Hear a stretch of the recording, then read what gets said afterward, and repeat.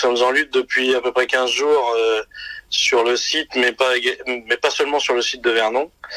Cependant, pour le site de Vernon, on a fait une deuxième grève hier, avec barbecue de lutte, où on a pu réunir à peu près, à tour de rôle, on va dire, 170 personnes du site, sur à peu près 500 présents sur site, avec le télétravail, etc.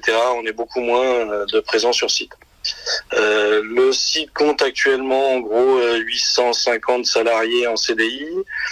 Et on a malheureusement une chute d'effectifs assez énorme depuis qu'on est passé à Ariane Group. Avant, on était SMECMA.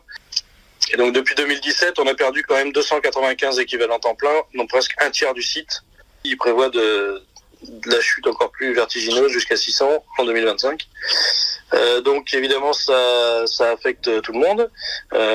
Tout le travail qui est fait se bascule sur un minimum de salariés maintenant. Il y a des services qui sont extrêmement critiques, qui ont vraiment du mal à fonctionner à cause de ces baisses d'effectifs. On a une direction qui met une somme colossale dans une rupture conventionnelle collective pour réduire les effectifs encore. Il n'y a plus grand-chose pour les salariés. Il y a vraiment une démotivation qui est mise en place par la direction qui touche un peu tout le monde.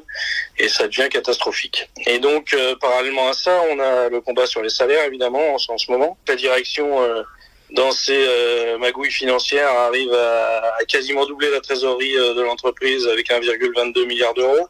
On sait qu'ils ont versé 122 millions d'euros à Airbus pour racheter le site des Mureaux, notamment. Tout ceci avec la forte inflation que nous subissons. Les propositions de la direction sont clairement insatisfaisantes pour les salariés. Et cette année, la négociation commence avec une proposition globale à 2,8, alors qu'on sait très bien que l'inflation est bien au-delà. Et ils n'ont même pas osé nous dire ce qu'ils mettaient en augmentation générale et ce qu'ils mettaient en augmentation individuelle. On a une réunion demain sur le sujet, donc demain jeudi. On demanderait à la CGT des AG pour tous, un rattrapage de 1,9% en 2022 à hauteur de l'inflation de 3,5%. La clause de sauvegarde, la mesure automatique si l'inflation est supérieure à l'AG, un talon minimum pour les salaires les plus bas aussi.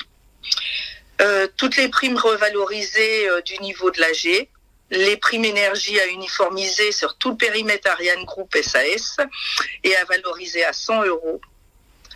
Rétroactivité depuis janvier, ce qu'on ne le fait plus. La prime 2022 pour compenser les pertes d'intéressement et de participation qu'on n'a plus non plus. Et une attention particulière envers les salariés qui n'ont rien eu en augmentation individuelle en 2019-2021 et peut-être même pas en 2022. Et évidemment, l'arrêt des suppressions d'emplois qui continue. De toute façon, les salariés ont bien compris qu'il y avait qu'eux en se manifestant qu'ils allaient obtenir quelque chose.